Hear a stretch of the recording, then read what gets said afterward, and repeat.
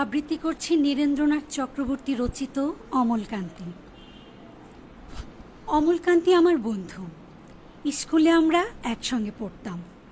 রোজ দেরি করে ক্লাসে আসতো, পড়া পারত না। শব্দরূপ জিজ্ঞেস করলে এমন অবাক হয়ে জানলার দিকে তাকিয়ে থাকতো যে দেখে ভারী কষ্ট হতো আমাদের। আমরা কেউ মাস্টার হতে চেয়েছিলাম, কেউ ডাক্তার, কেউ উকিল। অমলকান্তি সেসব কিছু হতে চায়নি। সে রোদ্দুর হতে চেয়েছিল। ক্ষান্ত বর্ষণ কাকডাকা বিকেলের সেই লাজুক রোদ্দুর, জাম আর জামরুলের পাতায় যা নাকি অল্প একটু হাসির মতন লেগে থাকে। আমরা কেউ মাস্টার হয়েছি, কেউ ডাক্তার, কেউ উকিল। অমলকান্তি রোদ্দুর হতে পারেনি। সে এখন অন্ধকার একটা ছাপাখানায় কাজ করে। মাঝে মাঝে আমার সঙ্গে দেখা করতে আসে, চা খায়, এটা ওটা গল্প করে, তারপর বলে উঠি তাহলে। আমি ওকে দরজা পর্যন্ত এগিয়ে দিয়ে আসি। আমাদের মধ্যে যে এখন মাস্টারি করে, অনায়াসে সে ডাক্তার হতে পারত। যে ডাক্তার হতে চেয়েছিল, উকিল হলে তার এমন কিছু ক্ষতি হতো না। অথচ সকলের ইচ্ছে পূরণ হলো এক অমলকান্তি ছাড়া। অমলকান্তি রোদ্দুর হতে পারেনি। সেই অমলকান্তি রোদ্দুরের কথা ভাবতে ভাবতে ভাবতে ভাবতে যে একদিন রোদ্দুর হয়ে যেতে চেয়েছিল। ধন্যবাদ। শুভ সন্ধ্যা। পৃথিবীতে যা কিছু সুন্দর, যা কিছু মহৎ, তাকে চিরঞ্জীব করে তোলে কবিতা। বাংলা সাহিত্যের সূচনা লগ্নেই কবিতার জন্ম। তারপর কেটেছে বহু সময়, তার মধ্যে বদলেছে কবিতা, বদলেছেন কবিরা, বদলেছে কবিতার রীতিনীতি। বন্ধুরা, প্রথম আলো ভৈরব বন্ধুসভা কর্তৃক আয়োজিত কবিতা আড্ডার আজ দ্বিতীয় পর্ব। আজকে যারা এই মুহূর্তে আমাদের সঙ্গে উপস্থিত আছেন এবং যারা আমাদের সঙ্গে স্ক্রিনে যুক্ত আছেন, তাদের সকলকে জানাই আজকের পর্বে স্বাগতম। আশা করব আয়োজনটি শেষ পর্যন্ত আমাদের সঙ্গে থেকে আমাদের পুরো আয়োজনটি উপভোগ করবেন।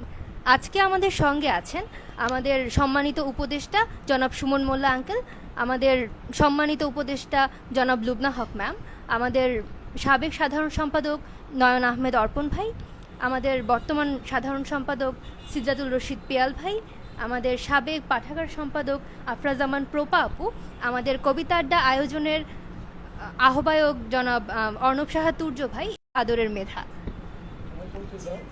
এবং আছি আমি নুদরাতুন তোরসা। আমরা আজ বহুদিন পর আসলে আমরা সবাই একসাথে হলাম। আর অর্পণ ভাই একটা সময় আমাদের খুব নিয়মিত কর্মী ছিলেন এবং আমাদের ভৈরব বন্ধুসভার সাধারণ সম্পাদক পদে ছিলেন। আজকে অনেকদিন পর আমরা আবার অর্পণ ভাইকে পেলাম। তো আমরা কোনো কথা হওয়ার আগে প্রথমে অর্পণ ভাইয়ের কাছ থেকে একটা কবিতা শুনে আসতে চাই।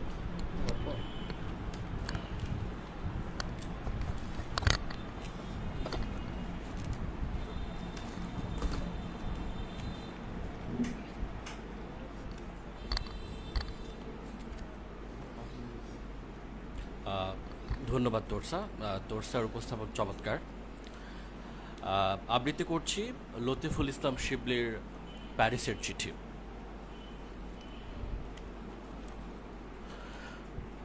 প্রিয় আকাশী, গতকাল ঠিক দুপুরে তোমার চিঠি পেয়েছি।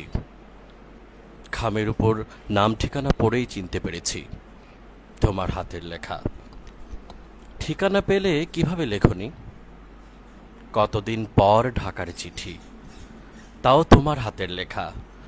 ভাবতে পারো আমার অবস্থা? গতকাল প্যারিসে ঝরেছিল এই বছরের রেকর্ড ভাঙা তুষারপাত। তামাক ফুরিয়ে গেছে, আনতে পারিনি। এই প্রথম আমি অনেকটা সময় নিয়ে ভুলেছিলাম তামাকের গন্ধ। তোমার চিঠিতে পরিবর্তন আর বদলে যাওয়ার সংবাদ। তুমি কষ্ট পেয়ে লিখেছ। রাত্রির ঢাকা এখন নিয়নের স্নিগ্ধতা ছেড়ে নিয়েছে উৎকট সোডিয়ামের শয্যা। আমাদের প্রিয় রমনা রেস্তোরাঁ এখন কালের সাক্ষী। মিষ্টি কয়েন বক্সের জায়গা দখল করে নিয়েছে ডিজিটাল কার্টফোন। শীতের বইমেলা পরিণত হয়েছে মিনা বাজারে। টিএসসির চত্বর যেন উত্তপ্ত বৈরুত, বদলে যাওয়ার অপর নাম স্মৃতি। এখন তাই নিয়েই বুঝি মেতে আছো। এই পরবাসে আমার চোখের সামনেও বদলে যেতে দেখলাম কত সুদৃঢ় ইতিহাস। বালির বাঁধের মতন ভেসে গেল পূর্ব ইউরোপ, নদীর পার ভাঙার মতন ভেঙে গেল বার্লিন প্রাচীর। ইংলিশ চ্যানেলের তল দিয়ে হুইসেল বাজিয়ে চলছে ট্রেন। ইউরোপের মানচিত্র এখন রুটি হয়ে গেছে, খিদে পেলেই ছিঁড়ে ছিঁড়ে খাও। স্বাধীনতা মানেই যেন উত্তরপূর্তি। তুমি লিখেছ তোমাকে ভুলে গেছি কিনা। প্রিয় আকাশী, আমি জেনে গেছি এই পৃথিবীতে সবচেয়ে কঠিন কাজ হলো ভুলে থাকা। স্মৃতি থেকে পালিয়ে বাঁচার জন্যে এই সুদীর্ঘ প্রবাসের অর্ধেকটা কাটিয়েছি বহিমিয়ানদের মতো। মাদ্রিদ থেকে হামবুর্গ, নিউক্যাসল, নেপোলি থেকে প্রাগ, বুখারেস্ট, মেসিডোনিয়া, নর্থ সি থেকে মেডিটেরিয়ান কিংবা ব্ল্যাক সি, তবু বাঁচতে পারিনি স্মৃতি থেকে। ফ্রাঙ্কফুটের বইমেলায় নতুন বইয়ের গন্ধে মনে পড়েছে তোমাকে। লাস্ট জাজমেন্টের মতো মহান সৃষ্টির সামনে দাঁড়িয়ে প্রথমেই মনে পড়েছে তোমাকে। সিসিলের কার্নিভেলে, এথেন্সের কফি শপের জমজমাট কবিতা পাঠের আসরে মনে পড়েছে তোমাকে। তোমার প্রিয় কবিতা under the wide and starry sky, dig my grave and let me die, glad did I live, glad did I, and I laid me down with a will. সুইজারল্যান্ডের লেকের স্বচ্ছ জলে নিজের ছায়ার পাশে যাকে খুঁজেছি সে তুমি। ভ্যাটিকানের প্রার্থনা সভা শেষে এক গ্রিক তরুণীকে বাংলায় কি বলেছিলাম জানো? তুমি আমার আকাশে হবে। ভুলতে পারিনি তোমাকে, শত চেষ্টা করেও পারিনি। আর কেউ না জানুক, অসংখ্য জিপসি রাত জানে সেই ভুলতে না পারার ইতিহাস। তুমি জানতে চেয়েছো প্যারিসের কথা। সত্যি বলতে কি, প্যারিস খুলে দিয়েছে আমার আত্মার চোখ। সঙ্গীত আর শিল্পের অভিন্ন সুর আমি শুধু প্যারিসেই দেখেছি। কনসার্ট যতবার মোজার্ট কিংবা বিটোভেন শুনেছি, ততবারই কেন যেন চিরদুখী পাগল ভিনসেন্ট ভ্যান গোগের কথা মনে পড়েছে। সমস্ত প্যারিসের রাস্তার গ্যালারিতে, ফেস্টিভ্যালে খুঁজে ফিরেছি ভিনসেন্টের কষ্ট। তোমার প্রিয় গায়ক জিম মরিসনের শেষ দিনগুলো কেটেছে এই প্যারিসেই। প্যারিসেই জিমের কবর। অগণিত শিল্পীর কষ্ট দেখে প্যারিস পেয়েছে সৌন্দর্য, কষ্টই প্যারিসের ঐশ্বর্য। আমাদের সুবর্ণ সময়ের স্বপ্নের প্যারিসে আজ নিজেকে ভীষণ একা মনে হয়। এলোমেলো পড়ে আছে শিল্প সাহিত্যের এই যাগযজ্ঞে। তীব্র শীতের জন্য শ্বাসকষ্ট ভোগায় মাঝে মাঝে। এই তো সেদিন বদলালাম চশমার কাজ। প্রতিনিয়ত হেরে যাচ্ছি সময়ের কাছে। তুমি মনে রেখো, পরিবর্তনের দমকা হাওয়ায় আমি এতটুকু বদলাইনি। বাইজেন্টাইন সম্রাজ্ঞীর মতন তোমাকে ঘিরে থাক পৃথিবীর সমস্ত সুখ। তুমি অনিন্দ সুন্দরে হয়ে ওঠো তোমার সৃষ্টিতে। আকাশী, তুমি ভালো থেকো। ধন্যবাদ।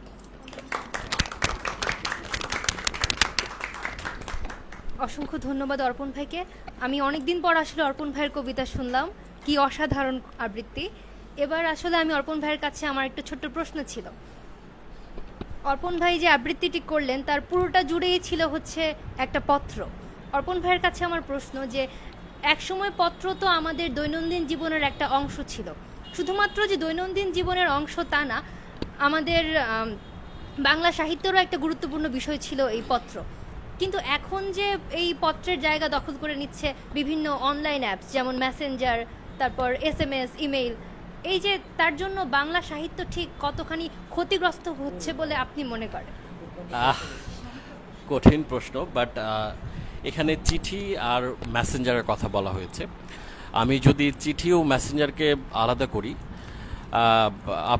তুমি দেখবে একটা সার্টেন টাইমের পরে সব কিছু কিন্তু চেঞ্জ হয়। একটা সময় প্রচলন ছিল চিঠি, তারপর মেসেঞ্জার, আরেকটা সময়ের পরে দেখবে যে মেসেঞ্জারও থাকবে না। এটাই কিন্তু নিয়তি, বা আমরা যেটা বলি।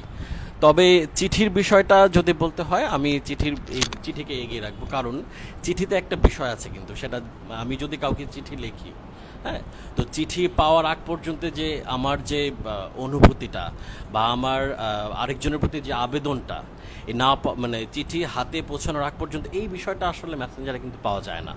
হ্যাঁ, তো এই বিষয়টা আমার কাছে মানে আমি বরাবরই আবৃত্তি করার সময় চিঠি পড়তে ভালোবাসি, কারণ চিঠি পড়তে আমার খুব ভালো লাগে, কারণ চিঠিতে আমার কাছে মনে হয় মানে মানে একটা আবৃত্তির যে আবেগ, অনুভূতি বা ফিল করার যে বিষয়টা আমি চিঠিতেই খুঁজে পাই।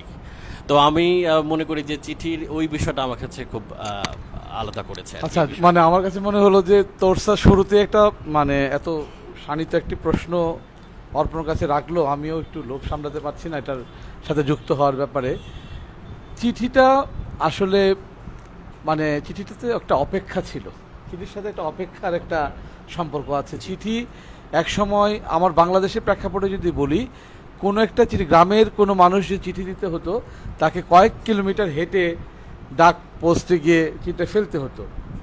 তারপর এই চিঠি একদিন পরে ওপেন করা হতো, খোলা হতো, তারপর এগুলো মানে স্কুটিং করা হতো, তারপর যে এলাকায় এক সপ্তাহ পরে পৌঁছাতো, 2 দিন পরে আবার গিয়ে আবার দেখা যেত যে ওই সময় যাকে চিঠিটা লেখা হয়েছে উনি ওই ঘরে নাই, রেখে দেওয়া হতো, পরে এসে উনি 15 দিন পরে পেতেন, তারপরে চিঠি পড়তেন, মানে দীর্ঘ অপেক্ষা। আর চিঠির মধ্যে আমার মনে হয় দূষণ কম, অসততা একটু কম, আর SMS এবং এই অ্যাপসের মধ্যে অনেক তাৎক্ষণিকতা আছে, তড়িৎ কর্মা একটা ব্যাপার বলে কথা আছে, সাথে সাথে আমি যাকে লিখছি তার হাতে পৌঁছে যাচ্ছে, এখানে চিঠি চুরি হওয়ার আর কোনো সুযোগ নাই। হ্যাঁ, চ্যাট, হ্যাঁ চিটিং, কাছাকাছি চ্যাট চিটিং, চ্যাট আমি যদি কাছাকাছি কাছাকাছি একদম টু দ্য পয়েন্টে ঢুকে যাচ্ছে, পেয়ে যাচ্ছে। কিন্তু মনে হচ্ছে যে এই চ্যাটিং এবং লোবনা ম্যাম যা বলার চেষ্টা করলেন এটার মধ্যে সত্যতা, আবেগ, ভালোবাসা একটু কম। আমার একটা প্রশ্ন আছে লোবনা ম্যামের কাছে। লোবনা ম্যাম আমাদের সূচনা আবৃত্তি করলেন, উনি আমাদের ভৈরবের যে কজন আবৃত্তিকারকে আমরা চিনি এখন পর্যন্ত এবং যারা এখনও মাঠে সক্রিয় রয়েছেন তার মধ্যে নিশ্চয়ই লোবনা ম্যাম একজন, আমাদের উপদেষ্টা। তো উনি তো অমল কান্তি পড়েছেন, আমি বুঝতে পেরে, আমি কবিতা একটু কম বুঝি, তারপরেও এটা বুঝতে পারলাম যে কবিতার মূল ব্যক্তি হলেন অমল কান্তি। আরেকটু যদি আমাদেরকে বুঝিয়ে বলতেন কি ছিল এই কবিতার মধ্যে।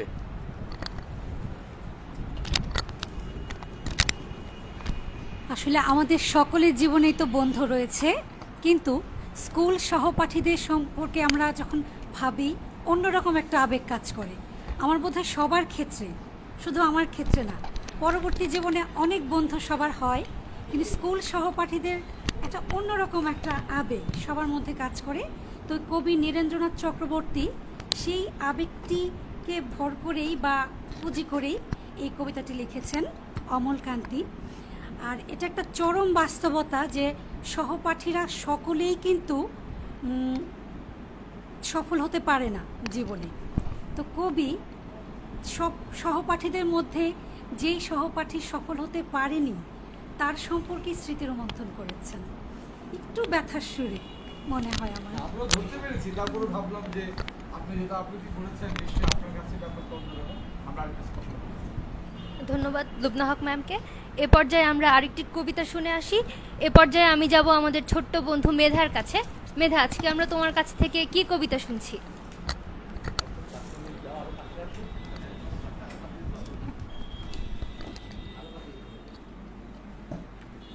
ধন্যবাদ তোষা আপু।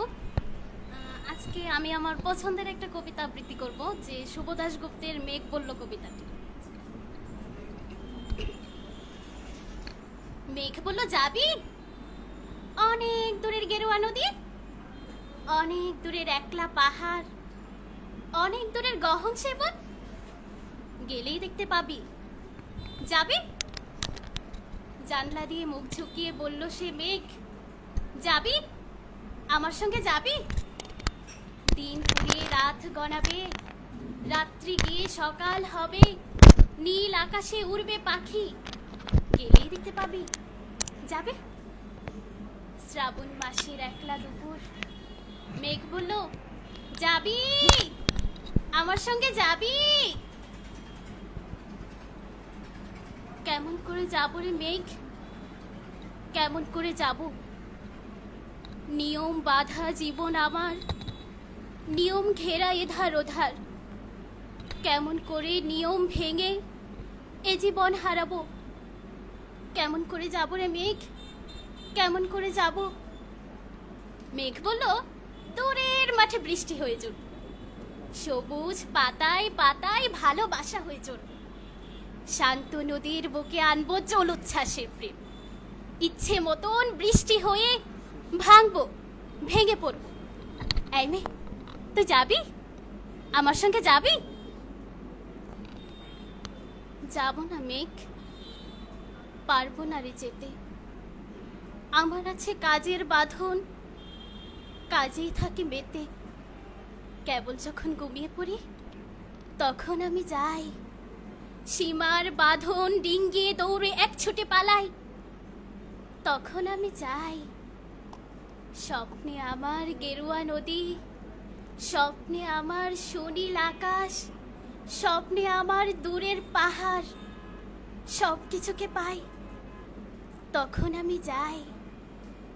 জাগরণের এই যে আমি, কৃতদাসের মতন জাগরণের এই যে আমি এবং আমার জীবন, কাজ অকাজের সতই বোনা মুখোশ গেরা জীবন। তবুরে আমি যাব একদিন ঠিক তোরই সঙ্গে। শ্রাবণ হাওয়ায় নতুন রঙে যাব রে মেঘ, যাব। সেদিন আমি শিমুল পলাশ বিছবো বলে যাব। পাগল হাওয়ায় উতল ধারায় আমায় খুঁজে পাবো। যাব রে মেঘ, যাব, যাব রে মেঘ, যাব, যাব রে মেঘ, যাব, যাব রে মেঘ, যাব। ধন্যবাদ সবাইকে। আমরা সবাই যাব তোমার সাথে। অসংখ্য ধন্যবাদ মেধাকে। আমরা চমৎকার আরও একটি কবিতা শুনলাম। এ পর্যায়ে আমি কিছু কমেন্ট পড়ে নিচ্ছি। আমাদের বন্ধু সভার বন্ধু এবং আমাদের পাঠাগার এবং পাঠচক্র সম্পাদক রিফাত হোসেন লিখেছে, উপস্থাপনা আবৃত্তি সব মিলিয়ে দারুণ উপভোগ করছি। ধন্যবাদ রিফাতকে। নিগার জেরিন লিখেছেন, সুন্দর আয়োজন, সঙ্গে আছি। তোরসার সাবলীল উপস্থাপনা শুরুতেই অনুষ্ঠানটির প্রতি আগ্রহ বাড়িয়ে দিয়েছে। ধন্যবাদ ম্যামকে। আহসান আরিফ চৌধুরী লিখেছেন, চমৎকার আয়োজন। রিফাত হোসেন লিখেছেন, চমৎকার আবৃত্তি। ধন্যবাদ সবাইকে। এ পর্যায়ে আমি একটু সুমন আঙ্কেলের কাছে যেতে চাই একটু প্রশ্ন নিয়ে।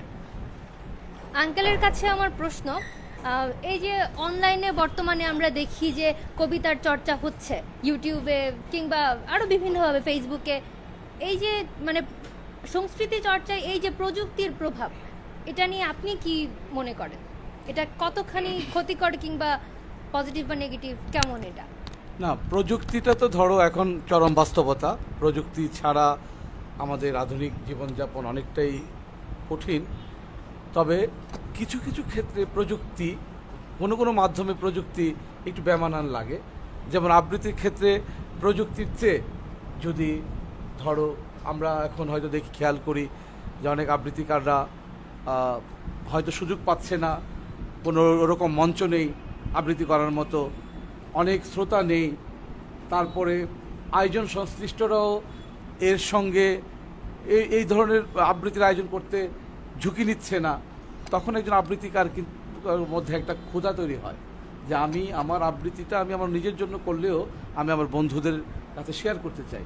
সেই কারণে হয়তো অনেকেই প্রযুক্তির সাহায্য নেয়, ফেসবুক ইউটিউবে নিজেদের আবৃত্তিটা আপলোড করে এবং অনেকের আবৃত্তি ব্যাপক সমাদৃতও হচ্ছে। তো এটাকে আমি বলবো অম্লমধুর একটা অনুভূতি। আমি ভালো আছে মন্দও আছে, তবে যদি পুরোপুরি আমরা ইউটিউব অথবা সামাজিক যোগাযোগ মাধ্যম নির্ভর হয়ে পড়ি তখন ব্যাপারটা অনেক বড় ধরনের দূষণ হবে বলে আমি মনে করি। আমাদেরকে নানান প্রক্রিয়ায় একদম শ্রোতার কাছাকাছি যেতে হবে, কোনো না কোনো প্রক্রিয়ায় মানে যাওয়ার চেষ্টা করতে হবে, তাহলে হয়তো বিষয়টা ওই প্রযুক্তিতে আজকে যা দেখছি ব্যাপারটা অতটা বেমানান লাগবে না। আর যা বলতে চাই এক্ষেত্রে সেটা হলো যে আবৃত্তির প্রয়োজন, আবৃত্তির চাহিদা আমাদের সাহিত্যে বলি আর সমাজ কাঠামোতে বলি, সেটা হয়তো বা লোমনা ম্যাম, অর্পণরা আরও ভালো বলতে পারবেন। তবে আমি মনে করি যে এর চাহিদা কখনো ফুরাবে না, হয়তোবা বিশেষ মানে কতগুলো মানে চাপে এটা একটু একটু পেছনে পড়ে গেছে, কিন্তু আবৃত্তি মানে নানান প্রক্রিয়ায় সমাজের সামনে উদ্ভাসিত হবেই।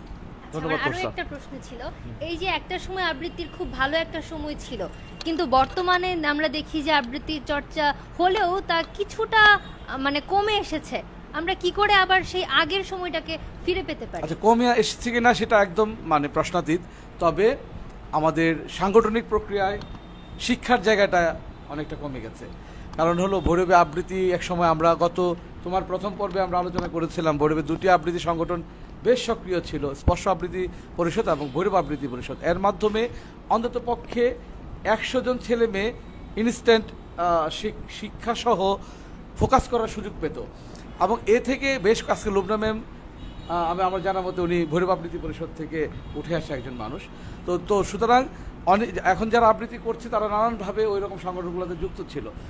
যারা সাংগঠনিক প্রক্রিয়ায় কিছু শেখে তাদের বিনয় ভালো থাকে, তাদের চর্চা ভালো থাকে এবং তারা মূল জায়গায় থাকে। ওই জায়গাটা কমে গেছে, কিন্তু হয়তো যেহেতু আবৃত্তিটা হলো আত্মার ব্যাপার, মনের ব্যাপার এবং নিজের আত্মার শান্তির জন্য অনেকে করে, সে শান্তিটা কেউ কেউ ঘরে বসে হলো করে হয়তো বা খোঁজার চেষ্টা করে। কিন্তু আবৃত্তি শেখার সুযোগ আছে আগের চেয়ে।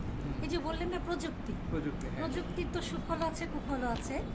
এখন কিন্তু যে কেউ চাইলে কিন্তু আমরা খুব ভালো ভালো আবৃত্তি কিন্তু চাইলে শিখতে পারি। হ্যাঁ হ্যাঁ এটা হ্যাঁ। তবে আমার প্রক্রিয়াটা হলো যে এই সুযোগটা আগের চেয়ে অনেক বেশি হয়েছে, মানে সুযোগ সৃষ্টি হয়েছে। আমরা একটু চাইলেই সাথে সাথে পেয়ে যাচ্ছি, যে কোনো আবৃত্তিকারে সেরা আবৃত্তিকারের কথা শুনতে পাচ্ছি, আবৃত্তির নিয়মকানুন জানতে পাচ্ছি। কিন্তু আমার বলবো যে কানেক্টিভিটি, যোগাযোগ, মানে মানুষের মানুষের যখন যোগাযোগ না হবে, সম্পর্কের জায়গাটা তৈরি না হবে, ততক্ষণ পর্যন্ত বিকাশের জায়গাটা পূর্ণতা পাবে না। আপাতত একটুকু কথা, তারপর তুমি যাও, আগাও। আচ্ছা, ধন্যবাদ সুমন আঙ্কেলকে। এ পর্যায়ে আমি আরও একটি আবৃত্তি শুনবো। এ পর্যায়ে আমি যাব হচ্ছে আমাদের সবার প্রিয় প্রপাপুর কাছে। প্রপাপু, আজকে আমরা কি কবিতা শুনছি?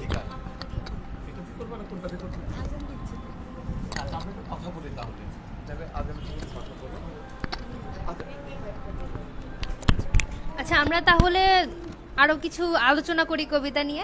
আমি একটু যেতে চাই আবারও আমাদের লুবনা হক ম্যামের কাছে। ম্যামের কাছে আমার একটা ছোট্ট প্রশ্ন ছিল যে আবৃত্তিতে আমরা সবাই জানি যে উচ্চারণের প্রয়োজনীয়তা, মানে শুদ্ধ উচ্চারণের প্রয়োজনীয়তা আবৃত্তিতে অনেক বেশি, কিন্তু ইদানিংকালে আমরা দেখি যে আঞ্চলিক কবিতা ব্যাপক জনপ্রিয়তা লাভ করছে। এই আঞ্চলিক কবিতার ক্ষেত্রে শুদ্ধ উচ্চারণের প্রয়োজনীয়তা ঠিক কতখানি? আচ্ছা, আমি যেহেতু বাংলার মানুষ, একটু ব্যাকরণগত দিক থেকে একটু আমি ব্যাখ্যা করি। কেমন?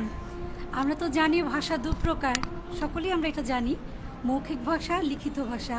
মৌখিক ভাষাটা আবার দু প্রকার, উপভাষা বা আঞ্চলিক ভাষা, আরেকটা প্রকার হচ্ছে প্রমিত বা চলিত। সাধারণত চলিত বা প্রমিত ভাষাটাকে কিন্তু আমরা একদম শুদ্ধ বাংলা ভাষা বলে ধরে দিই। তাহলে কি উপভাষা যেটা আঞ্চলিক ভাষা সেটা কি অশুদ্ধ? আসলে কিন্তু সেটা অশুদ্ধ নয়। আমরা অনেকে কিন্তু ভেবে থাকি সেটা অশুদ্ধ, আসলে সেটা মোটেও অশুদ্ধ নয়, সেটা অঞ্চল ভেদে কিন্তু শুদ্ধ। এজন্য আমি বলবো আঞ্চলিক কবিতা আবৃত্তি করা কিন্তু কঠিন। অনেকে ভাবতে পারে আমার উচ্চারণের সমস্যা, আমি আঞ্চলিক কবিতা করে ফেলি, কিন্তু না।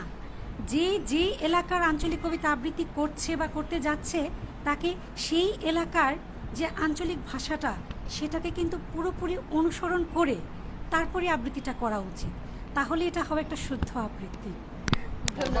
তার মানে শুদ্ধ বলতে আমরা আপনি বোঝাতে চাচ্ছেন যে এলাকায় যে ভাষাটা মানে প্রচলিত ওইটা ওইভাবে বলতে পারাটা হলো শুদ্ধ, না, নাকি? মানে অঞ্চল ভেদে শুদ্ধ। অঞ্চল ভেদে, রাইট। যে এটা প্রমিত ভাষা তো আমরা এটাকে বলবো না, হ্যাঁ। এটা তো আঞ্চলিক ভাষা। আমি আর কিন্তু- তোরসার ব্যাপারটা ছিল হলো ইদানিং আঞ্চলিক কবিতার আধিক্য দেখা যাচ্ছে এবং জনপ্রিয় হচ্ছে। হ্যাঁ, ভালো লাগে। হ্যাঁ না, আপনি আপনার মাধ্যমে আমরা আরেকটু স্পষ্ট হলাম। আচ্ছা, ধন্যবাদ লুবনা হক ম্যামকে। এ পর্যায়ে আমরা আরও একটি আবৃত্তি শুনবো। এবার আমরা যাচ্ছি আমাদের সবার প্রিয় প্রপাপুর কাছে।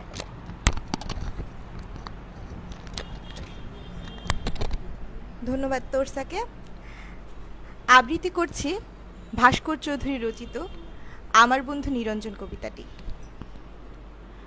অনেক কথা বলবার আছে আমার, কিন্তু সবার আগে নিরঞ্জনের কথা বলতে হবে আমাকে। নিরঞ্জন আমার বন্ধুর নাম। আর কোনো নাম ছিল কি তার আমি জানতাম না। ওর একজন বান্ধবী ছিল, অবশ্য কিছুদিনের জন্য সে তাকে প্রীতম বলে ডাকত। ওর বান্ধবীর নাম ছিল জয়লতা। নিরঞ্জন জয়লতা সম্পর্কে আমাকে কিছু বলেনি তেমন। জয়লতা কখনো ওকে কোনো চিঠি লিখেছিল কিনা সে কথাও আমাকে বলেনি। তবে জয়লতার চিঠি আমি দেখেছি। একটা চিঠি ছিল এরকম: প্রীতম, সময় গড়িয়ে যাচ্ছে। তুমি বলেছ এখন দুঃসময়, কিন্তু আমি জানি সব সময় সুসময় যদি কেউ ব্যবহার করতে জানে তাকে। আমি বুঝি বেশি দিন নেই। যদি পারো এক্ষুনি তুলে নাও, নইলে অন্য পুরুষ চিবড়ে খাবে আমাকে। নিরঞ্জন আমাকে চিঠিটা চুপ করে এগিয়ে দিয়ে বলেছিল, বিভু, চিঠিটা পড়ুন। আমি প্রথমে পড়তে চাইনি, পরে ওইটুক পড়ে তার দিকে তাকিয়েছিলাম। কিছু বলছেন না যে? আমি জিজ্ঞেস করেছিলাম। কি বলবো? এই ব্যাপারে? কোন ব্যাপারে? এই যে জয়লতা? বাদ দিন, আমি বাদ দিয়েছিলাম। জয়লতার সঙ্গে অন্য পুরুষের বিয়ে হয়েছিল। আমি জয়লতা এবং অন্য পুরুষটিকে বহুবার দেখেছি বিশ্ববিদ্যালয়ে। জয়লতা আরও দেমাগী, আরও সুন্দরী হয়ে উঠেছিল। অন্য পুরুষ চিবড়ে খেলে মেয়েরা বুঝি আরও সুন্দরী হয়ে ওঠে। এ কথার উত্তরে সেদিন নিরঞ্জন আমাকে বলেছিল, মানুষকে এত ক্ষুদ্রার্থে নেবেন না, মানুষ এত বড় যে। আপনি যদি মানুষ শব্দটি একবার উচ্চারণ করেন, যদি অন্তর থেকে করেন উচ্চারণ, যদি পৌঁছেন এবং উচ্চারণ করেন মানুষ, তো আপনি কাঁদবেন। আমি মানুষের পক্ষে, মানুষের সঙ্গে এবং মানুষের জন্য। মানুষের মুক্তির জন্য নিরঞ্জন মিছিল করত। আমি শুনেছি নিরঞ্জন বলছে, তুমি দুষ্কৃতী মারো, বাঙালি মারো, হিন্দু মুসলমান মারো, গেরিলা তামিল মারো, এভাবে যেখানে যাকেই মারো না কেন ইতিহাস লিখবে যে এত মানুষ মরেছে। বড়ই করুণ, বড়ই দুঃখজনক। শক্তির সপক্ষে তুমি যারই মৃত্যু উল্লেখ করে উল্লাস করো না কেন, মনে রেখো মানুষই মরেছে। এমন ভয়ানক সত্য কথা নিরঞ্জন বলেছিল। মিছিলে হাত উঠিয়ে বলেছিল, এভাবে মানুষ মারা চলবে না, মানুষকে বাঁচতে দাও। নিরঞ্জন আমার বন্ধু। নিরঞ্জন বাঁচেনি। ওর উদ্ধত হাতে এসে লেগেছিল মানুষের হাতে বানানো বন্দুকের গুলি। বুকেও লেগেছিল, যেখান থেকে মানুষ শব্দটি বড় পবিত্রতায় বেরিয়ে আসতো। সে লাশ, আমার বন্ধু নিরঞ্জনের লাশ আমি দেখেছি। রক্তাক্ত ছিন্ন ভিন্ন লাশ। মানুষ তাকে কাঁধে করে নিয়ে এসেছিল মানুষের কাছে। জয়লতা সে লাশ দেখেছিল কিনা সে প্রশ্ন উঠছে না। দেখলেও যদি সে কেঁদে থাকে প্রকাশ্যে অথবা গোপনে, তাতে নিরঞ্জনের কোনো লাভ হয়নি। মানুষ কেঁদেছিল, আমি জানি তাতে নিরঞ্জনের লাভ ছিল। সে প্রমাণ করতে পেরেছিল গতকাল মিছিলে আইন অমান্যের অভিযোগে যে দুষ্কৃতী মারা গিয়েছে তার নাম নিরঞ্জন। সে আসলে মানুষ। ধন্যবাদ। চমৎকার, চমৎকার, আসলে অনেক বেশি চমৎকার। আমার গায়ের লোম দাঁড়িয়ে যাচ্ছিল আমি যতক্ষণ শুনছিলাম। নরম থেকে আমরা একটু গরম আসলে চমৎকার। এ পর্যায়ে আমরা আরও একটি আবৃত্তি শুনবো। এ পর্যায়ে আমি যাব হচ্ছে আমাদের কবিতা আড্ডা আয়োজনের আহ্বায়ক অর্ণব সাহা তুর্য ভাইয়ের কাছে। আজকে আমরা ভাই আমরা সেগুলো বলে যাব হয়তো। ও যে আবৃত্তিটা করলো, মানে ওর কাছে শুনি ওর অনুভূতিটা। হ্যাঁ আপু, এই যে কবিতাটা তোমার হয়তো অনেক পছন্দের, কারণ আমি কবিতাটা তোমার কণ্ঠে আরো শুনেছি। আমিও শুনেছি। এত কেন পছন্দ আপু, আমি একটু জানতে চাই। এই যে ভাস্কর চৌধুরীর লেখা এই কবিতাটা আমার আসলে ব্যক্তিগতভাবে খুবই পছন্দ, এবং আমি কেন জানি না যে কোনো একটা প্রোগ্রামে যখন আবৃত্তি করার কথা ওঠে আমার প্রথম পছন্দ এই কবিতাটাই আসে। এর প্রধান কারণ হচ্ছে এখানের যে একটা লাইন যে মানুষ শব্দটি যদি আপনি অন্তর থেকে উচ্চারণ করেন তো আপনি কাঁদবেন। মানে আমার এই কথাটা এত হৃদয় দিয়ে আমি অনুভব করতে পারি সবসময় যে আসলেই তো আমরা তো আসলে ভেবে দেখি না যে মানুষ কথাটা কত বড়।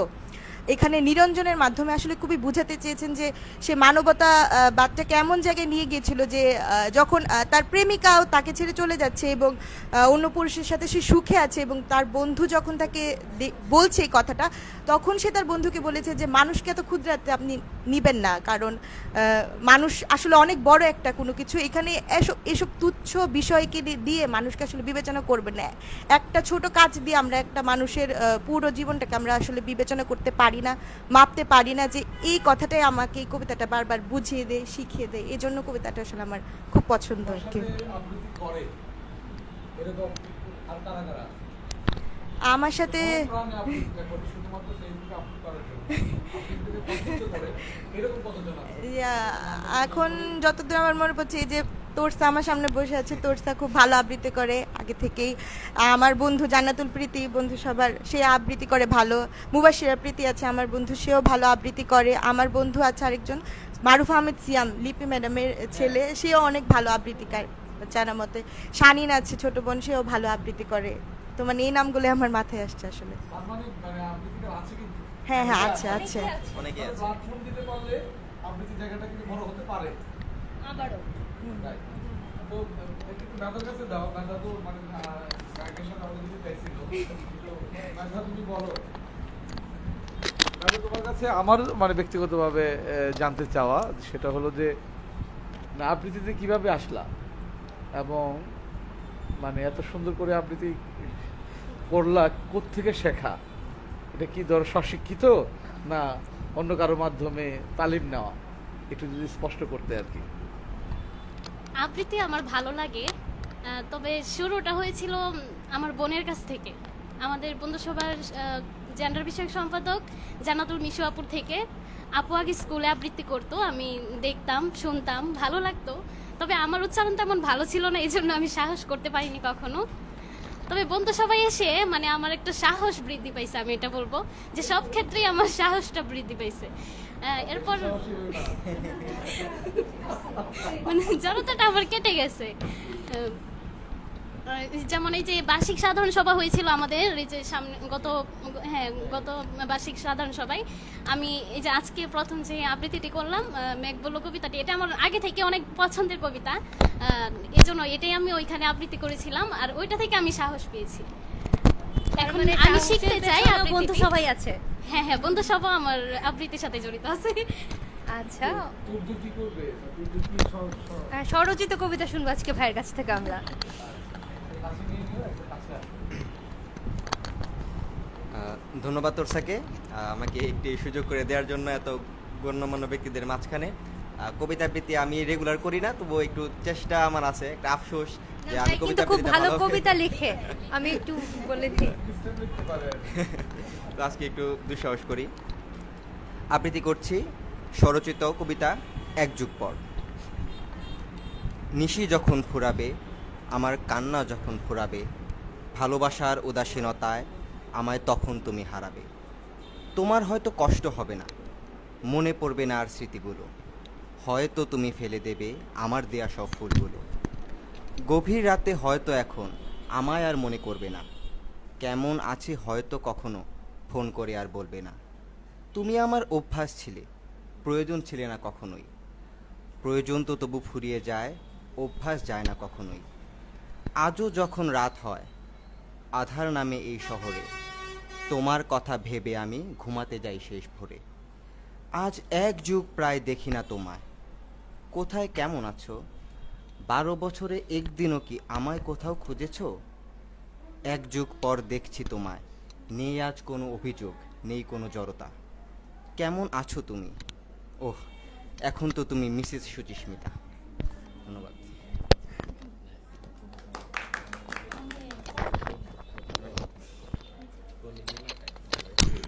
ধন্যবাদ, অনেক ধন্যবাদ অর্ণব ভাইকে। এ পর্যায়ে আমি কিছু কমেন্ট পড়ে নেই, অনেকক্ষণ ধরে আসলে আমাদের অনেক সুন্দর সুন্দর কমেন্ট আসছে। আমাদের উপদেষ্টা নূরে লায়লা রিক্তা আন্টি লিখেছে তোরসার সাবলীল উপস্থাপনা, ধন্যবাদ আন্টিকে। আমাদের মাহবুবা আমিন প্রত্যাশা লিখেছে অসাধারণ হয়েছে তোমার আবৃত্তি প্রপা আপু। নূরে লায়লা রিক্তা আন্টি আবারও লিখেছে ভালো লাগলো প্রপার আবৃত্তি। নাদিয়া নুসরাত নিঝুম লিখেছেন অসাধারণ হয়েছে আয়োজনটি। ডলি দেবনাথ লিখেছেন শুরু থেকেই বন্ধু সভার বন্ধু হয়ে অনুষ্ঠানটি উপভোগ করছি, খুব ভালো লাগছে, তোরসার স্নিগ্ধ উপস্থাপনায় মুগ্ধ হয়ে গেছি। অসংখ্য ধন্যবাদ আপনাকে।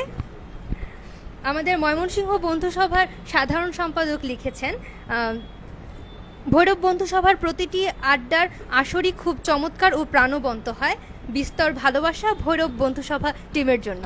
ভাই আপনাকে অসংখ্য অসংখ্য ধন্যবাদ। আমাদের তাবিয়া তাসনিম লিখেছে আন্টিকে অনেক সুন্দর লাগছে। আচ্ছা, এখানে আমি আরেকটা বিষয় একটু উল্লেখ করি।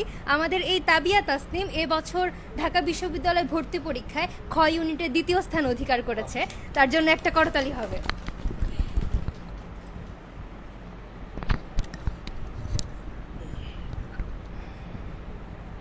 আমাদের মিথুন হক লিখেছেন খুব ভালো লাগছে লুবনা আর তোরসাকে দেখে, সুন্দর আয়োজন। আমি একটু উল্লেখ করি এই মিথুন হক হচ্ছেন আমাদের লুবনা হক ম্যামের বড় বোন এবং আমার খালা।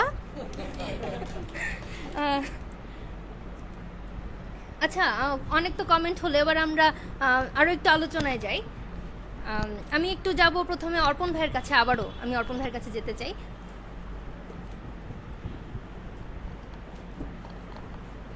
অর্পণ ভাইয়ের কাছে আমার প্রশ্ন যে গতকালকে অর্থাৎ মানে প্রথম পর্বে আমরা সুমন আঙ্কেলের কাছ থেকে শুনলাম যে একটা সময় আমাদের ভৈরবের আবৃত্তি চর্চাটা বেশ সমৃদ্ধ ছিল।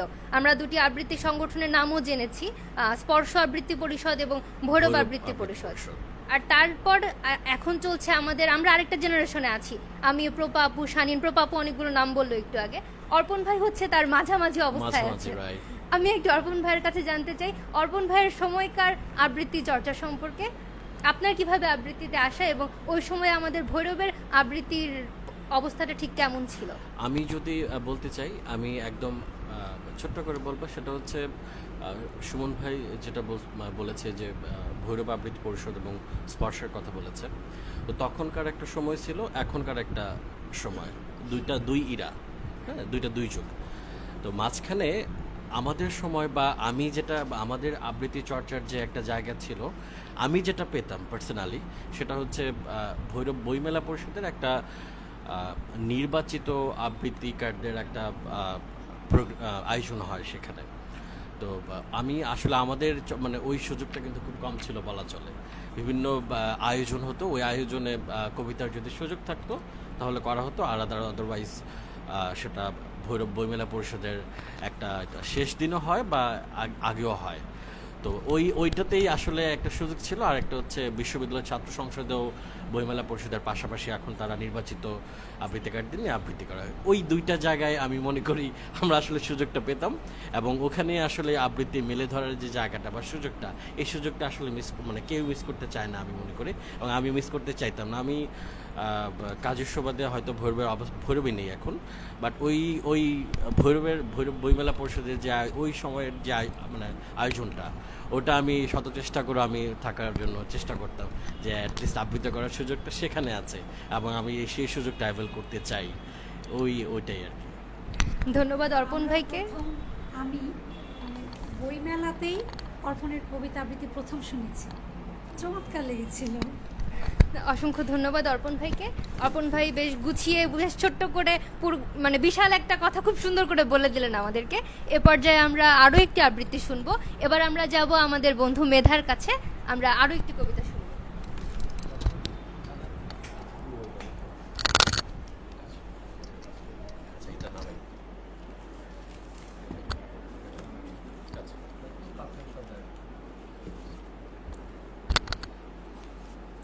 এখন আমি আবৃত্তি করতে যাচ্ছি আরণ্যক বসুর মনে থাকবে কবিতাটি। পরের জন্মে বয়স যখন 16 সঠিক, আমরা তখন প্রেমে পড়ব। মনে থাকবে বুকের মধ্যে মস্ত বড় ছাদ থাকবে, শীতল পাটি বিছিয়ে দেব, সন্ধে হলেই বসবো দুজন, একটা একটা দুটো খসবে তারা, হঠাৎ তোমার চোখের পাতায় তারার চোখে জল গড়াবে, কান্ত কবির গান গাইবে, তখন আমি চুপটি করে দু চোখ ভরে থাকবো যে, মনে থাকবে এই জন্মের দূরত্বটা পরের জন্মে চুকিয়ে দেব। এই জন্মে চুলের গন্ধ পরের জন্মে থাকে যেন, এই জন্মের মাতাল চাওয়া পরের জন্মে থাকে যেন, মনে থাকবে? আমিও হব উড়নচণ্ডী এবং খানিক উস্কো খুস্কো। এই জন্মের পরিপাট্য সবার আগে ঘুচিয়ে দেব। তুমি কাঁদলে গভীর সুখে এক নিমিষে সবটুকু জল শুষে নেব, মনে থাকবে? পরের জন্মে কবি হব, তোমায় নিয়ে হাজার খানেক গান বাঁধব, তোমার অমন উষ্ঠ নিয়ে নাকছাবি আর নুপুর নিয়ে গান বানিয়ে মেলায় মেলায় বাউল হয়ে ঘুরে বেড়াবো, মনে থাকবে? আর যা কিছু হইবা না হই, পরের জন্মে তিতাস হব, দোলমঞ্চের আবির হব, শিউলি তলার দুর্ব হব, শরৎকালের আকাশ দেখার অনন্ত নীল সকাল হব। এসব কিছু হই বা না হই, তোমার প্রথম পুরুষ হব, মনে থাকবে? পরের জন্মে তুমিও হবে নীল পাহাড়ের পাগলা জোড়া, গায়ের পোশাক ছুঁড়ে ফেলে তৃপ্ত আবার অবগাহন, সারা শরীর ভরে তোমার হীরক চূর্ণ ভালোবাসা, তোমার জলধারা আমার অহংকারকে ছিনিয়ে নিল। আমার অনেক কথা ছিল, এই জন্মে তা যায় না বলা, বুকে অনেক শব্দ ছিল, সাজিয়ে গুছিয়ে তবুও ঠিক কাব্য করে বলা গেল না। এই জন্ম তো কেটেই গেল অসম্ভবের অসঙ্গতে, পরের জন্মে মানুষ হব, তোমার ভালোবাসা পেলে মানুষ হবই, মিলিয়ে নিও। পরের জন্মে তোমায় নিয়ে বলতে ভীষণ লজ্জা করছে, ভীষণ ভীষণ লজ্জা করছে। পরের জন্মে তোমায় নিয়ে, মনে থাকবে? ধন্যবাদ সবাইকে।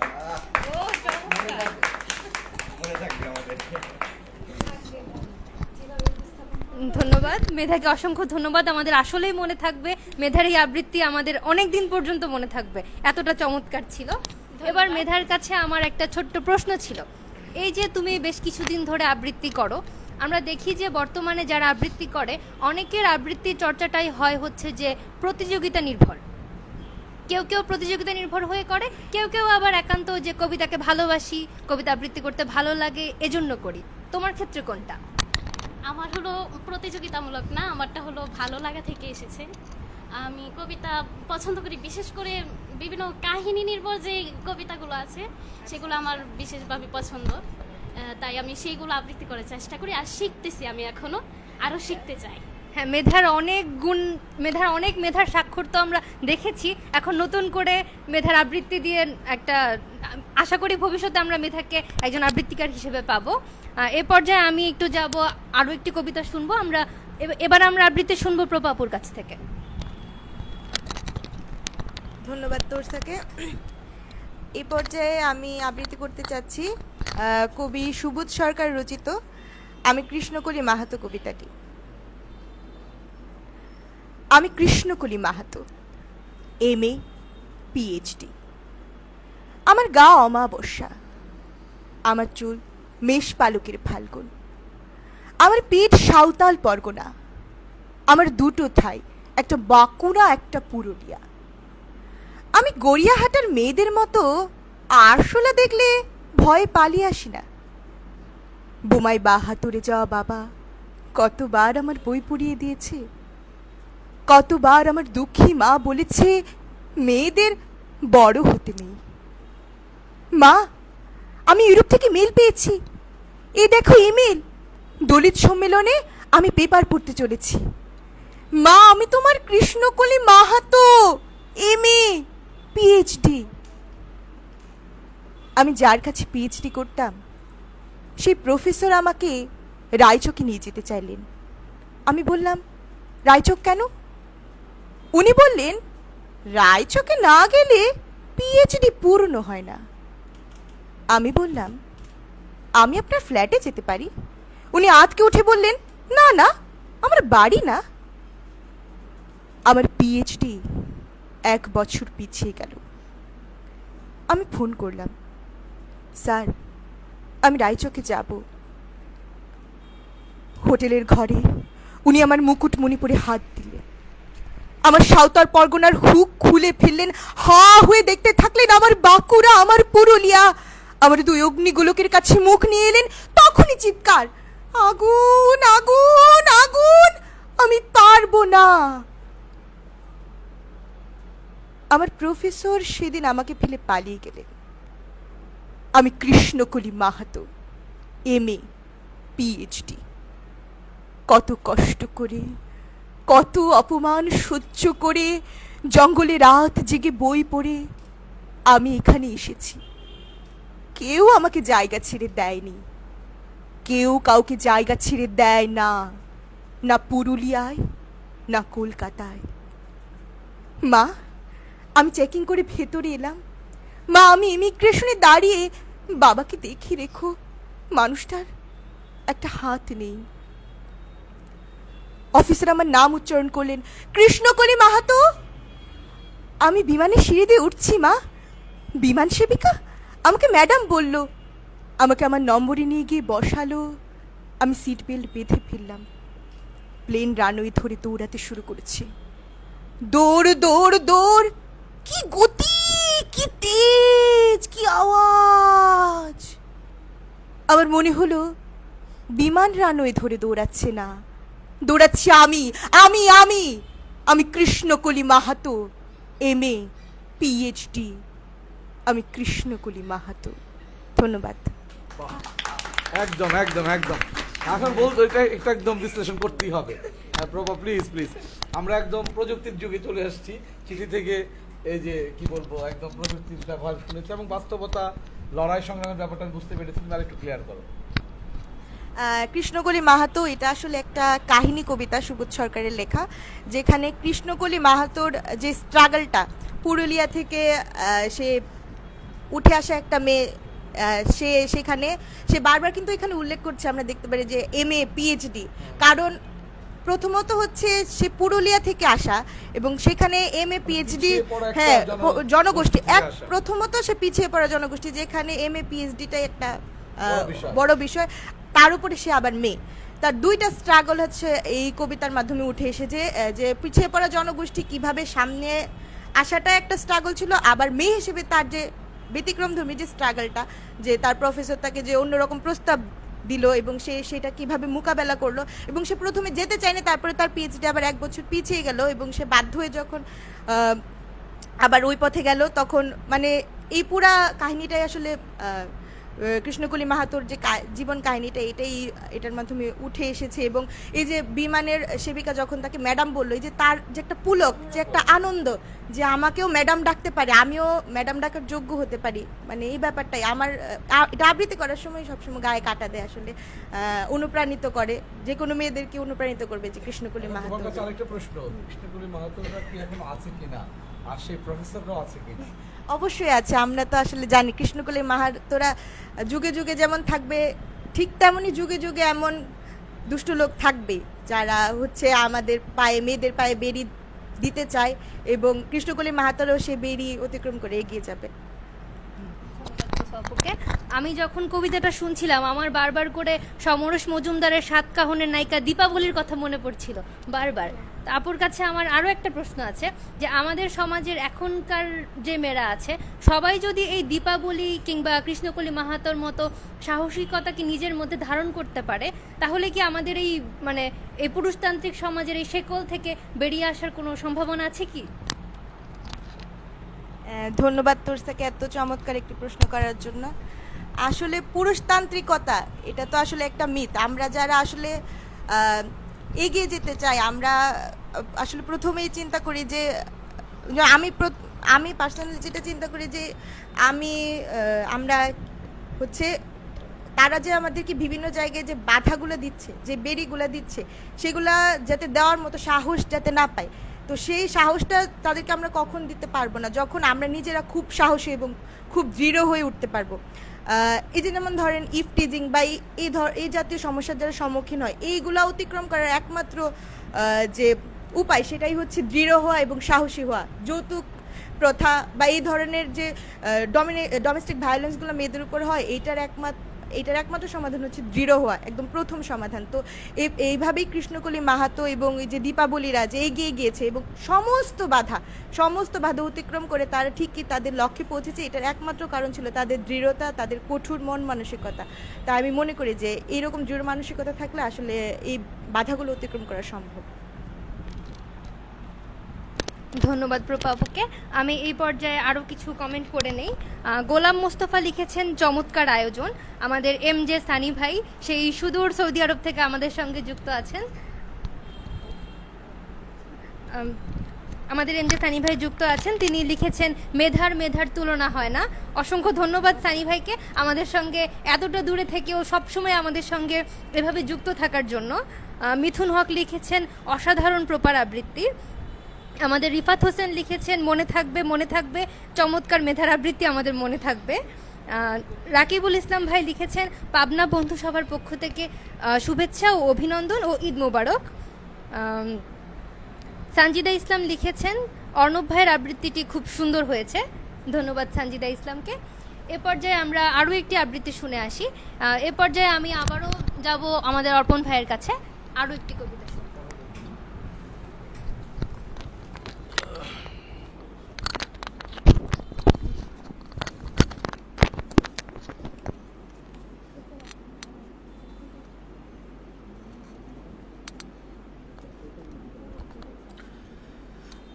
আবারও আমার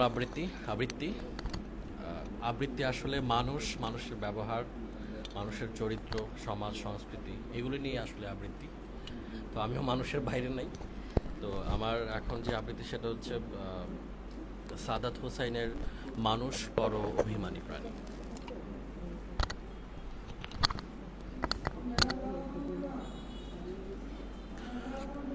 মানুষ বড় অভিমানী প্রাণী। সে চায় তার মন খারাপ হলে প্রিয় মানুষটাকে না বললেও সে বুঝে ফেলুক। ফোন করে খানিক ম্লান গলায় হ্যালো বলতেই ওপারের মানুষটা বলুক তোমার মন খারাপ।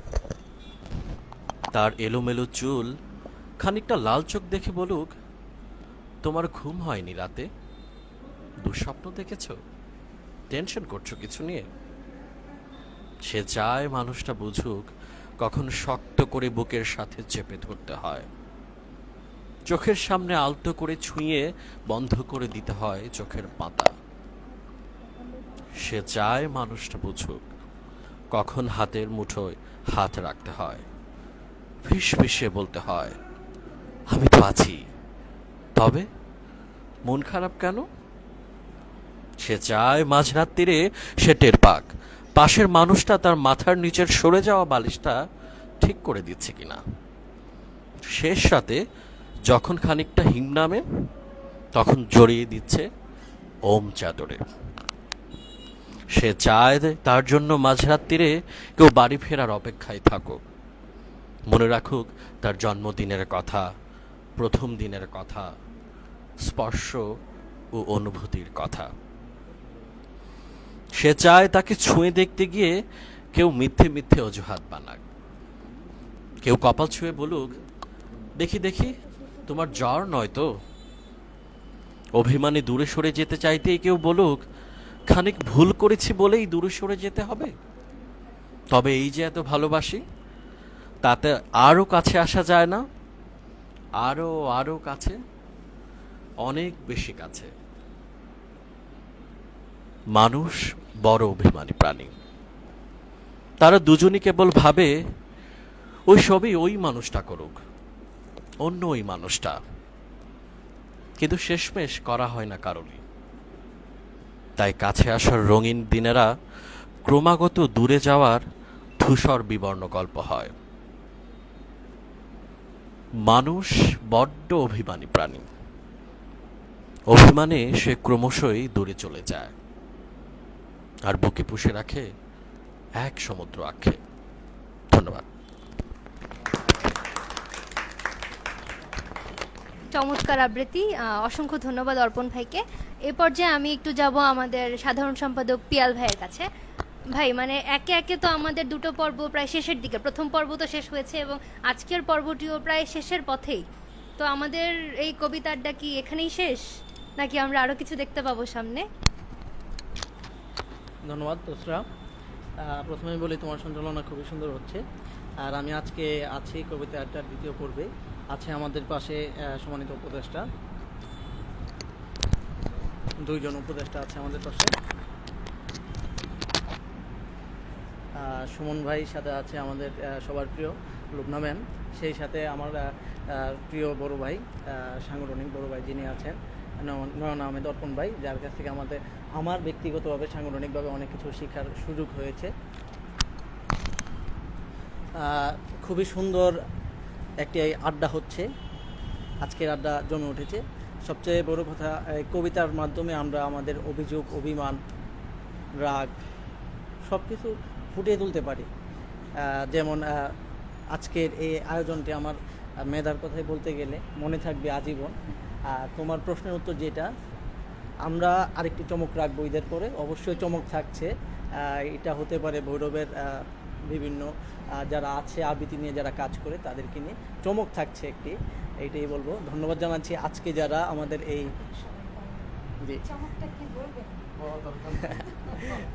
ধন্যবাদ জানাচ্ছি যারা ক্যামেরার পিছনে কাজ করছেন। ক্যামেরার পিছনে আছেন আজকে আমাদের প্রথম আলো ভৈরব বন্ধু সভার সম্মানিত সভাপতি হুমায়ুন আপু, সেই সাথে তার সহযোগী হিসেবে আছেন রাসেল রাজ, এবং তোমাদের এই আহ্বায়ক কমিটিকে অনেক ধন্যবাদ। সুন্দর একটি আয়োজন, আমি এই আয়োজনের আরও কয়েকটি পর্ব আশা করছি, যদি সবাই সুন্দরভাবে সমাপ্তি করতে পারে। ধন্যবাদ সবাইকে। পিয়াল ভাইয়ের কাছে আমার আরও একটা প্রশ্ন ছিল। এই যে কবিতা আড্ডা, এই আয়োজনটা কিন্তু ভৈরব বন্ধু সভার খুব একটা নিয়মিত আয়োজন না। এটা আপনি সব সাধারণ সম্পাদক থাকাকালীন এই যে এত সুন্দর একটা তাত্ত্বিক আয়োজনের নতুন করে জন্ম, এ ব্যাপারে আপনার কি মত? মানে এটা নিয়ে ভবিষ্যৎ প্রত্যাশা কি আপনার, আমি একটু জানতে চাই। খুবই সুন্দর একটি প্রশ্ন। আসলে বিষয়টি এমন না যে আমার আমলে হয়েছে বা আমার সময়কালে হয়েছে, এটা চলমান থাকবে। যদি পরবর্তী সময়ে আমাদের প্রথম আলো ভৈরব বন্ধু সভার কয়েকজন সদস্য যারা নতুন করে কবিতা নিয়ে কাজ করছে, শিখছে, যেমন মেধা আছে এবং সিনিয়র কয়েকজন আছে, অর্পণ ভাই খুবই দারুণ আবৃত্তি করে, আমাদের উপদেষ্টা লুবনা ম্যাম আবৃত্তির একজন মানুষ, আবৃত্তি প্রেমী, সেই সাথে আমাদের সাবেক আমাদের উপদেষ্টা রিক্তা ম্যামও আছে। আবৃত্তির বিষয়টি আসলে মন থেকে আসে সবার, এটি চলমান থাকবে ইনশাল্লাহ। আশা করছি পরবর্তী যারা আসবে, পরবর্তী কমিটি বা পরবর্তী সময়ে যারা লিডিং পর্যায়ে আসবে, সবাই একটি সুন্দর আয়োজনটিকে ধরে রাখবে, আবৃত্তিকে ভুলে যাবে না, মনে থাকবে সবার। ধন্যবাদ পিয়াল ভাইকে। আমি একটু আবার সুমন আঙ্কেলের কাছে যেতে চাই। আমার একটা ছোট প্রশ্ন ছিল। এই যে আমাদের একটা পর্ব গেল সেদিন, সেই পর্বে আমরা অনেক কিছু জেনেছি, অনেক কিছু নতুন নতুন ভৈরবের আবৃত্তির ইতিহাস, মানে বলা যায় যে নতুন করে হয়তো উন্মোচিত হয়েছে আবারও। তো ওদিন আমরা স্পর্শ আবৃত্তি পরিষদ, ভৈরব আবৃত্তি পরিষদ, দুইটা আবৃত্তি পরিষদ নিয়ে অনেক কিছু শুনেছি। আঙ্কেল, এমন কিছু কি আছে যে সেটা ওদিন বলা হয়নি কিন্তু বলা উচিত ছিল? হ্যাঁ, একদম, মানে কি বলবো, যে প্রথম পর্বটা আমরা অনেকটা স্মৃতিচারণমূলক করেছিলাম। ভৈরবের কিছু ইতিহাস আমরা যতটুকু জানি সেটা বলার চেষ্টা করছি। কখনো ইতিহাস নির্ভুলভাবে বলা কঠিন, চেষ্টা করলেও আমরা সৎ থাকলেও কোথাও না কোথাও তো একটা গ্যাপ, জানার একটা অজানা থেকে যায়, এরকম অনেক কিছু আমি দেখেছি। যে আবৃত্তিকার আমার বন্ধু মুস্তাফিজ আমিন ওই প্রথম পর্বের একটি কমেন্টে লিখেছে যে আমরা কজনা নামে একটা আবৃত্তি পরিষদ, ভৈরব আবৃত্তি পরিষদ এবং স্পর্শ আবৃত্তি পরিষদের আগেও নাকি ভৈরবে সক্রিয় ছিল, এবং বুলবুল শফিকি, বাবুল ভাই নামে একজন ভাই আছেন, ওনার সান্নিধ্য আমরাও কম বেশি পেয়েছি। উনি শিল্পকলা করতেন, তো ওনার নেতৃত্বে হয়েছিল ওই এরকম একটি দাবি মুস্তাফিজ আমিন করেছে। তবে আমরা কজনা এই নামটা আমি জানি, তো মাঠে কতদিন সক্রিয় ছিল সেটা আমার কাছে অতটা স্পষ্ট নয়। তারপরও বলবো যে এত আগে এরকম একটি সংগঠন আবৃত্তি নিয়ে কাজ করায় আমি আজকের আয়োজন থেকে ধন্যবাদ জানাই, এবং আমি ওই দিন যে আমরা এই নামটা উচ্চারণ করতে পারিনি সে কারণে দুঃখ প্রকাশ করছি। হয়তো আরও অনেকে অনেকভাবে তথ্য দিবে। আমরা এখানে যা বলেছি, লুবনা ম্যাম, আমি, বা সাধারণ সম্পাদক তুমি, তোমরা যারা আমরা যা আলোচনা করছি সেটাই যে শেষ আলোচনা, ব্যাপারটা কিন্তু এরকম না। এটা জাস্ট এটা আমরা স্মৃতিচারণ করছি, আড্ডা দিচ্ছি, আড্ডার মধ্য দিয়ে আলোচনাগুলো উঠে আসছে। এর বাইরে আরও অনেক ইতিহাস, অনেক অজানা কথা রয়ে গেছে, যেগুলো আরও কেউ না কেউ আলোচনা করলে বের হয়ে আসবে, কমেন্টে আসবে, অন্য কোনো আবৃত্তিকার এসে সেই জায়গায় যুক্ত করবে। সেটাই আমরা চাই যে আলোচনাটা চলমান থাকুক, তর্ক বিতর্ক, মত ভিন্ন মত চলমান থাকুক। এ থেকে আমরা কিন্তু যারা পাঠক শ্রোতা আছে তারা একটা সত্যিকার অর্থে একটা ইতিহাস মানে তথ্য নির্ভর একটা জানার জায়গা তাদের তৈরি হবে। তো আজকে এরপরেও যদি আরও কিছু থেকে থাকে আমি আশা করব সে কথাগুলো আসবে। আমরা হয়তো আর পরে যদি কোনো প্রোগ্রাম হয় সে আয়োজনে আমরা কথাগুলো তুলে ধরার চেষ্টা করব। ধন্যবাদ দর্শক। ধন্যবাদ আঙ্কেলকে। এ পর্যায়ে আমরা আরও একটি কবিতা শুনবো। এবার আমি আবারও যাচ্ছি আমাদের সবার প্রিয় মেধার কাছে। আমরা চমৎকার 2টা আবৃত্তি শুনেছি, আমি আসলে আরেকটা আবৃত্তি শোনার লোভ সামলাতে পারছি না। মেধা। ধন্যবাদ। এখন আবৃত্তি করতে যাচ্ছি রুদ্র মোহাম্মদ শহীদুল্লাহ চলে যাওয়া মানে প্রস্থান নয় কবিতাটি। চলে যাওয়া মানে প্রস্থান নয়, বিচ্ছেদ নয়। চলে যাওয়া মানে নয় বন্ধন ছিন্ন করা আর্দ্র রজনী। চলে গেলে আমারও অধিক কিছু থেকে যাবে, আমার না থাকা চলে। জানি চরম সত্যের কাছে নত হতে হয় সবাইকে। জীবন সুন্দর, আকাশ বাতাস পাহাড় সমুদ্র সবুজ বনানী ঘেরা প্রকৃতি সুন্দর, আর সবচেয়ে সুন্দর এই বেঁচে থাকা। তবু কি আজীবন বেঁচে থাকা যায়? বিদায়ের শেহনাই বাজে, নিয়ে যাবার পালকে এসে দাঁড়াই দুয়ারে। সুন্দর পৃথিবী ছেড়ে এই যে বেঁচেছিলাম, দীর্ঘ শ্বাস নিয়ে যেতে হয় সবাইকে অজানা গন্তব্যে। হঠাৎ ডেকে ওঠে নাম না জানা পাখি, অজান্তেই চমকে উঠি। জীবন ফুরালো নাকি? এমনি করে সবাই যাবে, যেতে হবে। এমনি করে সবাই যাবে, যেতে হবে। ধন্যবাদ সবাইকে।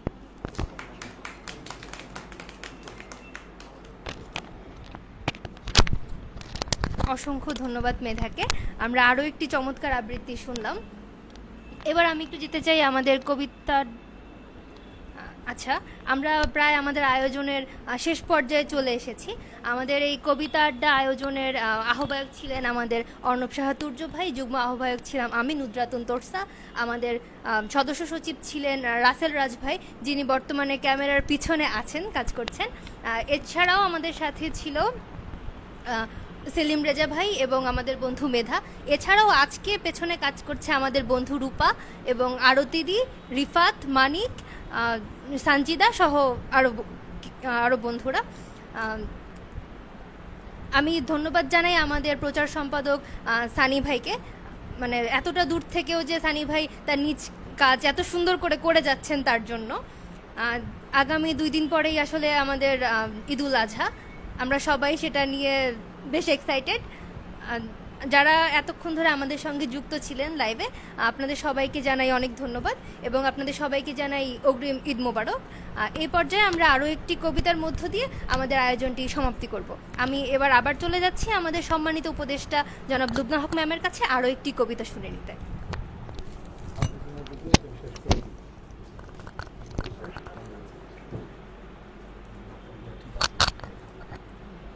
কথা বলে নিই। আসলে আমরা শুনতে পেলাম এই যে স্পর্শ আবৃত্তি পরিষদ এবং ভৈরব আবৃত্তি পরিষদ, আরও 2টো নাম হালকা পথে শুনেছি, এমন লাগলো আমার কাছে। তারপরে স্পষ্ট ছিল না আমার কাছে। হ্যাঁ, তো নাম ভালো, হ্যাঁ না, এখানে নামগুলো উচ্চারিত হয়েছে, ভালো হয়েছে। তো গত পর্বে যেহেতু আমি ছিলাম না, আমি একটু বলে নেই, আমি না আসলে ছোটোবেলা থেকে গান করি। তো আমাদের যে সাজেদা ম্যাডাম ভৈরব আবৃত্তি পরিষদের যিনি সভাপতি ছিলেন, তিনি অনেকটা জোর করেই আমাকে আবৃত্তিতে আনেন। মানে সেজন্য ম্যাডামকে অনেক ধন্যবাদ। এবং ম্যাডাম যদি এই প্রোগ্রামটা দেখে থাকেন তাহলে এই আড্ডার আসরের পক্ষ থেকে, বন্ধুসভার উপদেষ্টা হিসেবে বন্ধুসভার পক্ষ থেকে আমাদের সাজেদা ম্যাডামকে সালাম জানাই।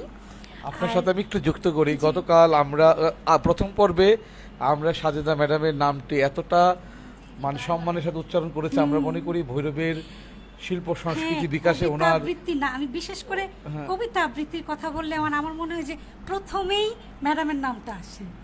মানে এটা আসলে তো যাই হোক, এখন ম্যাডামের প্রতি শ্রদ্ধা রেখে ম্যাডামের কাছ থেকে শেখা একটা কবিতায় আমি এখন আবৃত্তি করব। এখনও তো টুকটাক, আসলে আমি ওরকম কোনো আবৃত্তি শিল্পী নই, নামের সাথে আবৃত্তি শিল্পী শুনতে কেমন যেন লাগে। আসলে আসলে কবিতাটাকে ভালোবাসি, চেষ্টা করি, পছন্দ করি, এই আর কি। তো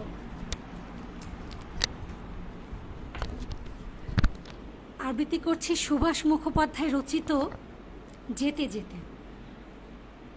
তারপর যেতে যেতে যেতে এক নদীর সঙ্গে দেখা, পায়ে তার ঘুঙুর বাঁধা, পরনে উড়ু উড়ু ঢেউয়ের নীল ঘাগরা। সেই নদীর দুদিকে দুটো মুখ, এক মুখে সে আমাকে আসছে বলে দাঁড় করিয়ে রেখে অন্য মুখে ছুটতে ছুটতে চলে গেল।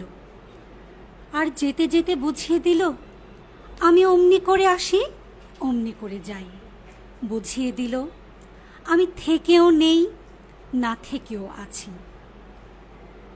আমার কাঁধের উপর হাত রাখল সময়, তারপর কানের কাছে ফিস ফিস করে বলল, দেখলি কাণ্ডটা দেখলি, আমি কিন্তু কখনো তোমাকে ছেড়ে থাকি না।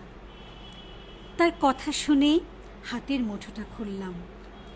কাল রাত্রের বাসি ফুলগুলো সত্যি শুকিয়ে কাঠ হয়ে আছে। গল্পটার কোনো মাথা মুন্ডু নেই বলে বুড়োধারীদের একেবারেই ভালো লাগলো না। আর তাছাড়া গল্পটা বানানো, পাছে তারা উঠে যায়, তাই তাড়াতাড়ি ভয়ে ভয়ে আবার আরম্ভ করলাম।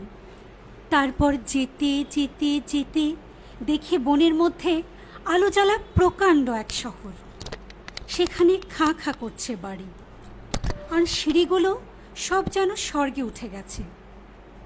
তারই একটাতে দেখি চুল এলো করে বসে আছে এক পরমা সুন্দরী রাজকন্যা। লোকগুলোর চোখ চকচক করে উঠল। তাদের চোখে চোখ রেখে আমি বলতে লাগলাম। তারপর সেই রাজকন্যা আমার আঙুলে আঙুল জড়ালো। আমি তাকে আস্তে আস্তে বললাম, তুমি আশা, তুমি আমার জীবন। শুনে সে বলল, এতদিন তোমার জন্যেই আমি হাঁ করে বসে আছি। বুড়োধারীরা আগ্রহে উঠে বসে জিজ্ঞেস করল, তারপর? ব্যাপারটা যাতে তাদের মাথায় ঢোকে তার জন্যে ধোঁয়ায় ধোঁয়াকার হয়ে মিলিয়ে যেতে যেতে আমি বললাম, তারপর কি বলবো? সেই রাক্ষসী আমাকে খেলো। ধন্যবাদ।